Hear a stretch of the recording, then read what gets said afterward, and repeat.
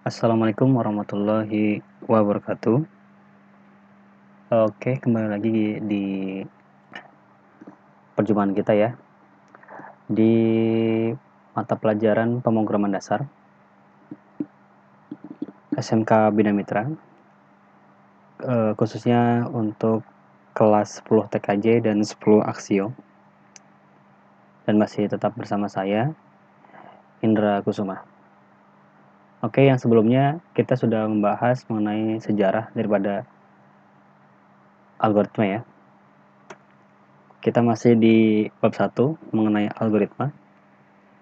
Yang kemarin sudah belajar mengenai sejarah dan sedikit pembahasan mengenai algoritma. Nah, untuk saat ini kita akan membahas materi masih di algoritma. Namun kita kali ini membahas mengenai penulisan algoritma. Sebelumnya untuk mengingat kembali apa itu algoritma. Algoritma itu sendiri adalah serangkaian langkah-langkah logis terperinci disusun secara sistematis untuk menyelesaikan suatu permasalahan baik logika maupun matematika gitu kan. Nah, ternyata ada beberapa penulisan algoritma. Nah, di algoritma itu sendiri ada 3 jenis penulisannya. Yang pertama itu ada deskriptif, yang kedua ada pseudocode, yang ketiga ada flowchart. Namun kali ini kita hanya akan membahas deskriptif dan pseudocode, karena untuk pembahasan flowchart itu sendiri agak sedikit panjang. Jadi karena kita pembelajaran secara online ya, mengingat waktu dan juga daya tangkap daripada anak-anak semua, maka saya putuskan untuk pembahasannya 2 ini dulu, deskriptif dan juga pseudocode. Oke, kita masuk yang pertama, deskriptif. Nah, algoritma yang bertipe deskriptif adalah algoritma yang ditulis dengan bahasa manusia sehari-hari. Nah, misalkan bahasa Indonesia atau bahasa Inggris gitu ya. Nah, untuk di kita ini kan bahasa Indonesia, maka penulisan algoritma deskriptif kita menggunakan bahasa Indonesia. Nah, setiap langkahnya ditulis dalam satu kalimat atau lebih. Jadi bisa satu kalimat saja atau lebih. Nah, di sini tidak ada aturan ya. Aturan batasannya seperti berapa gitu kan. Jadi bisa sampai berapa saja. Yang penting penjelasannya itu secara rinci dan lengkap, sehingga orang-orang yang melihat atau orang-orang yang melihat daripada penulisan algoritma bertipe deskriptif ini akan paham gitu kan, walaupun seberapa banyak kalimat yang dibuat untuk penjelasannya. Nah, semua kalimat ditulis dengan sistematis, jelas, terbatas, dan berurutan. Nah, jadi untuk penulisan ini pun ada tata caranya gitu kan, sistematis, yang pasti berurutan gitu kan, sama dengan berurutan, sistematis, jelas, terbatas. Jadi misal contoh sedikit cara membuka pintu gitu kan, bukannya kita tarik dulu, tetapi pegang pintunya lalu putar, misalkan ada sejenis kayak penguncinya gitu, putar ke kiri lalu baru tarik. Jadi secara sistematis begitu. Nah, dengan notasi ini deskripsi setiap langkah dijelaskan dengan bahasa yang jelas. Nah, contoh algoritma deskriptif. Nah, ini kita ambil contoh cara menghitung luas segitiga menggunakan algoritma deskriptif. Nah, kita buat kalimat yang pertama. Judulnya dulu kan. Algoritma menghitung luas segitiga. Kita buat judulnya terlebih dahulu. Lalu kalimat kedua kita buat, untuk menghitung luas segitiga pertama, terlebih dahulu masukkan nilai alas gitu kan. Jadi perlu kita ingat, rumus daripada menghitung luas segitiga, luas sama dengan alas atau setengah alas kali tinggi gitu kan. Nah, kita di sini kita pakai alas dulu ya. Kita masukkan nilai alas yang pertama. Kemudian masukkan nilai tinggi. Itu nilai kedua. Karena nilai alas ini dengan nilai tinggi ini, nilai ini dapat berubah-ubah. Gitu kan? Oke, lanjut. Yang keempat. Selanjutnya hitung dengan menggunakan rumus. Nah, rumusnya ini. Luas segitiga sama dengan alas kali tinggi per 2. Gitu ya. Alas kali tinggi per 2 gitu ya. Cara penulisannya boleh seperti ini aja. Karena ini bukan di matematika, jadi kita boleh menulisnya seperti ini.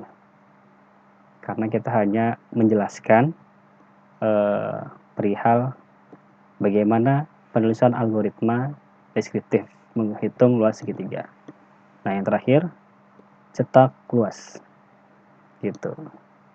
Jadi dalam pembuatan suatu kode atau bahasa pemrograman, memang kita harus menggunakan seperti ini dulu. Boleh menggunakan. Jadi kita rangkai dulu alurnya bagaimana. Setelah sekiranya sudah paham, jelas, baru kita menggunakan bahasa pemrograman. Namun saat ini kita tidak membahas itu, kita hanya mencoba untuk penulisan algoritmanya menggunakan 3 tadi. Deskriptif, pseudocode, dan flowchart. Nah, yang kedua, pseudocode. Nah, untuk pseudocode ini, kita bisa lihat penjelasannya ya. Adalah notasi yang menyerupai bahasa pemrograman tingkat tinggi. Jadi bahasa pemrograman itu ada 2. Yang pertama itu ada bahasa pemrograman tingkat rendah, yang dimana bahasa pemrograman ini berorientasi pada mesin. Jadi bahasanya mendekati bahasa yang dipahami oleh mesin gitu. Seperti 0101 gitu. Itu bahasa yang dimengerti oleh mesin. Nah, pseudocode ini merupakan kode atau tanda yang menyerupai. Nah, jadi pseudocode ini artinya itu menyerupai gitu ya. Yang merupakan penjelasan cara menyelesaikan suatu masalah. Jadi dimaksudkan menyerupai ini hampir sama dengan bahasa pemrograman tingkat tinggi. Pseudocode berisikan langkah-langkah untuk menyelesaikan suatu masalah yang ada. Nah, keuntungannya dengan menggunakan pseudocode adalah menggunakan notasi pseudocode adalah memberikan kemudahan bagi programmer ini yang membuat program dengan menggunakan bahasa pemrograman untuk menerjemahkan ke notasi bahasa pemrograman karena terdapat korespondensi antara pseudocode dengan notasi bahasa pemrograman. Yang sudah kita jelaskan tadi, pseudocode ini menyerupai dengan bahasa pemrograman tingkat tinggi. Oke, langsung aja kita ambil contoh ya. Kali ini kita ambil contoh penulisan algoritma menggunakan pseudocode dengan kita mencari luas lingkaran. Kalau tadi kan kita luas segitiga ya. Kita coba penulisan algoritma luas lingkaran menggunakan algoritma pseudocode. Nah, seperti ini. Jadi yang pertama, kita tulis seperti ini.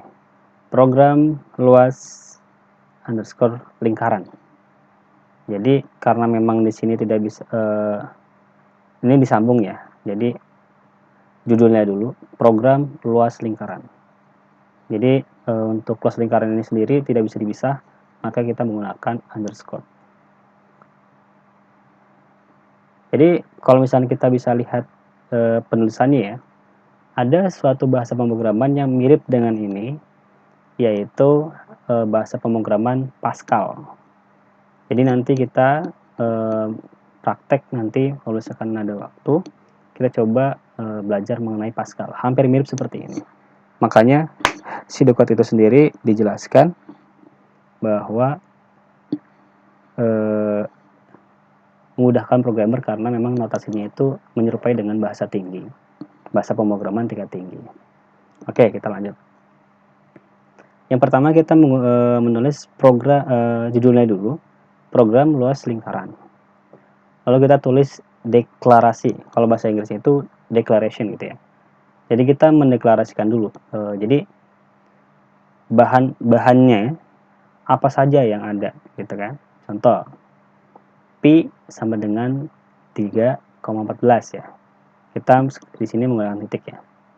Nah, untuk pi-nya ini sendiri dia tipenya itu integer gitu ya. Nanti kita akan belajar mengenai integer. Intinya si tulisan ini tuh tipenya integer gitu. Lalu ada jari-jari sama tipenya juga integer. Lalu luas sama tipenya integer. Kita sudah deklarasikan semua apa-apa saja yang kita punya atau bahannya gitu ya.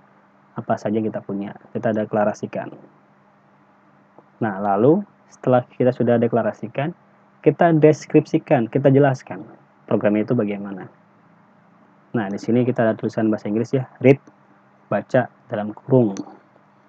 Pi sama dengan 3,14, koma jari-jari. Nah, kita baca nih. Jadi di dalam program itu kita baca pi-nya dan juga jari-jarinya. Kenapa luas tidak gitu kan? Nanti luas kita tulisnya di sini. Nanti kita jelaskan. Dan di sini juga. Nah, luas ditulis sendiri sama dengan pi yang tadi 3,14 dikali jari-jari. Jadi kan rumusnya lingkaran untuk luas lingkaran kan pi dikali jari-jari ya. Oke.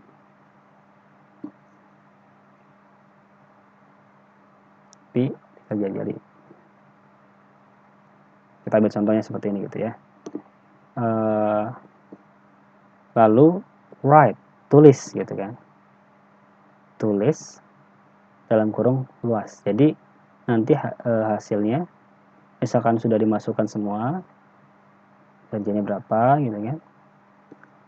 Lalu kita tulis atau write, nanti tertulis luasnya berapa. Setelah itu kita tulis n. N itu berarti sudah berakhir. Jadi semua yang tadi kita tulis deklarasi harus ada n-nya kalau dalam pseudocode.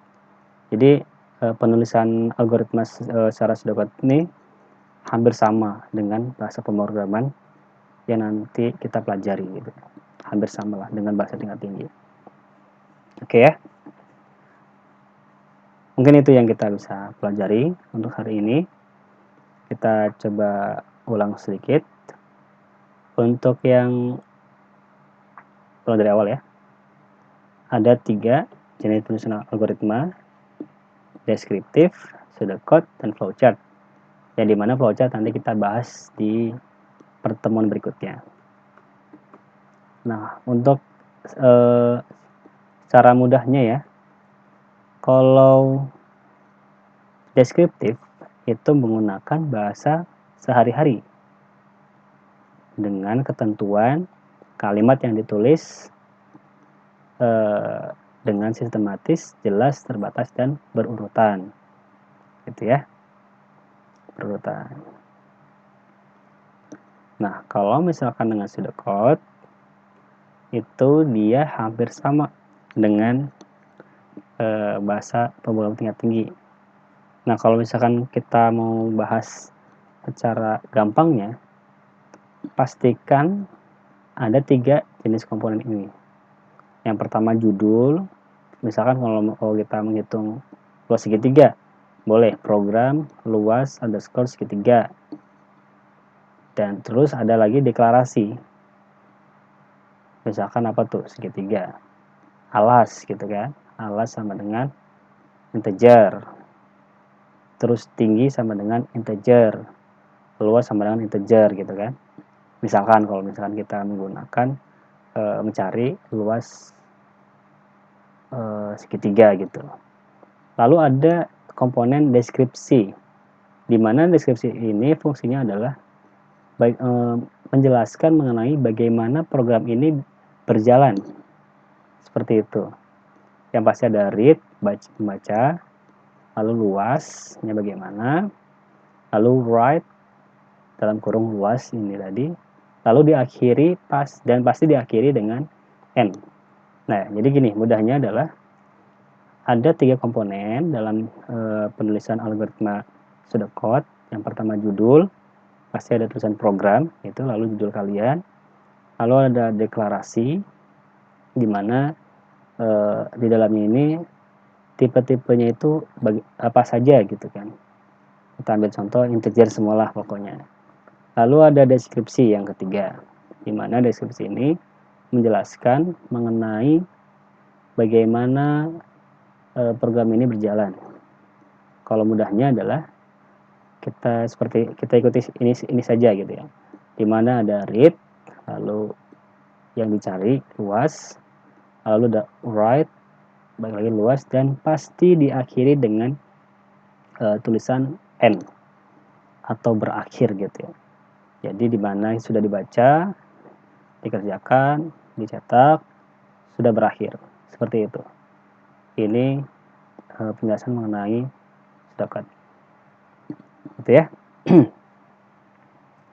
Oke, baik, nanti kita pelajari lagi mengenai penulisan algoritma secara flowchart. Flowchart itu ada sedikit lumayan bingung ya nanti di pembahasannya, karena akan ada banyak bagan-bagan alir gitu. Seperti ada tulisan jejar genjang, ada bagan atau simbol-simbol seperti itu yang harus kita pelajari terlebih dahulu untuk memahami bagaimana cara penulisan algoritma dengan menggunakan flowchart. Jadi mungkin itu saja yang bisa saya sampaikan. Terima kasih atas waktu yang sudah disiapkan dan sudah